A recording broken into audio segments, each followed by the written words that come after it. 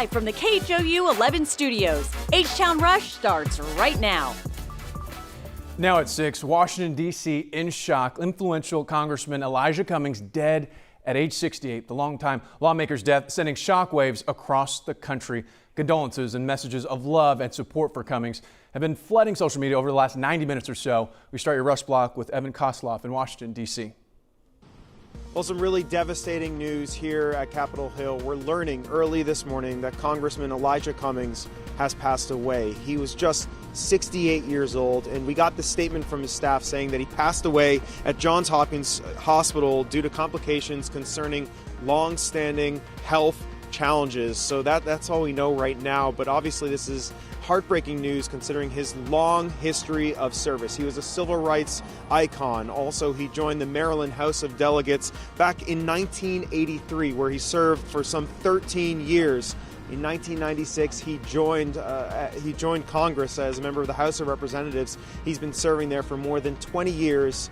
Early this year, he took on the incredibly important role as the chair of the House Oversight Committee. He's been there throughout the year. Now, at the age of 68 years old, he's passed away. We're just starting to gather all the reactions from people here on Capitol Hill. It's going to be definitely a heartbreaking day here in Washington, D.C. Send it back to you guys in Houston. All right, Evan, thank you. We're continuing to update the story as more reaction comes in this morning. Be sure to stay in the loop by downloading the KHOU 11 News app or heading to KHOU.com. All right, from there, let's get over to Cheetah with your Rush Block weather. Okay, we are starting off about 15 to 25 degrees colder this morning compared to yesterday. Big reason that cold front pushed through, so very nice. Low 50s. You'll need that jacket, though, first thing this morning. Now, notice throughout the day today, we'll see a little peek of that sunshine here and there. That should take our 50s up to at least 71.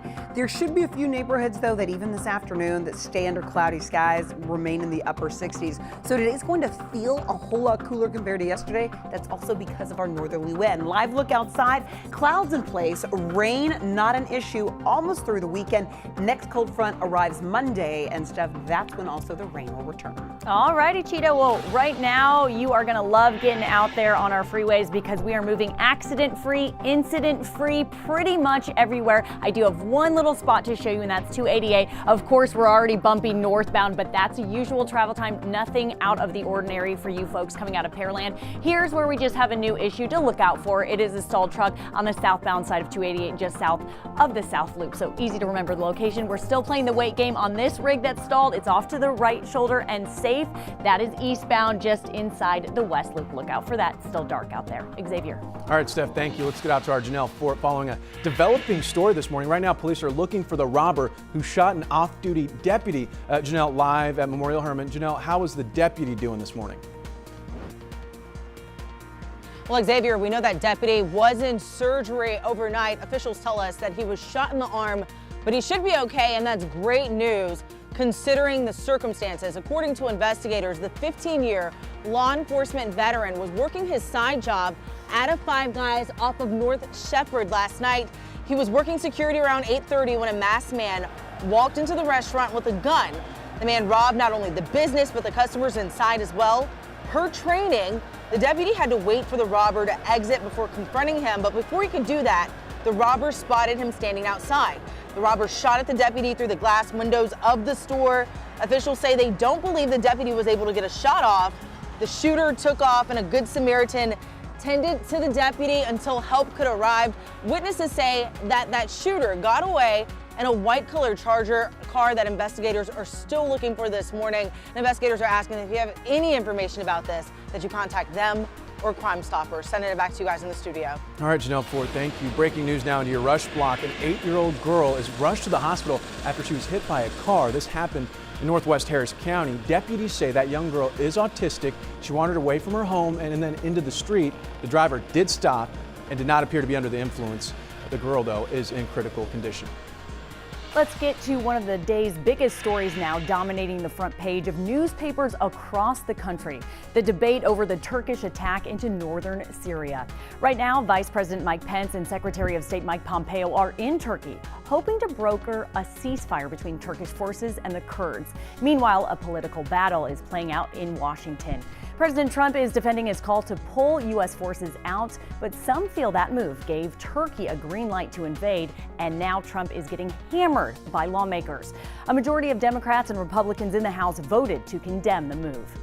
I'm not going to get involved in a war between Turkey and Syria. If Russia is going to help in protecting the Kurds, that's a good thing, not a bad thing. And this morning, it appears Russian forces have stepped into that role. Meanwhile, U.S. forces have used airstrikes to destroy the ammo and vehicles they left behind. In your Rush Block continues with today's other big story, starting with President Trump and Democratic presidential candidate Beto O'Rourke campaigning in Texas. Both are making stops in Dallas today. It's the second time they'll both host rallies in the same city. Mr. Trump will be at the American Airlines Center starting at 7. O'Rourke will be at Grand Prairie Theater. The campaign stops come as a key witness testifies in the impeachment inquiry. A top advisor says he was shocked at the treatment of the former U.S. ambassador to Ukraine, who was removed because President Trump's lawyer, Rudy Giuliani, viewed her as an obstacle. Meantime, Senate Majority Leader Mitch McConnell has told Republican lawmakers to be ready for an impeachment trial to begin sometime around Thanksgiving. The babysitter for 2 kids who started a huge motel fire faces a judge. Tara Piccioni is charged with 2 counts of child abandonment. One of the kids started the fire inside the room, which spread to the entire building in spring. She's being held on $2,000 bond. Sugar Land police are looking for the man who broke into 3 churches within a matter of hours. Police say this guy broke windows, ransacked offices, and stole money. He's believed to be driving a 4-door Chevy Impala. If you recognize him, call Sugar Land Police.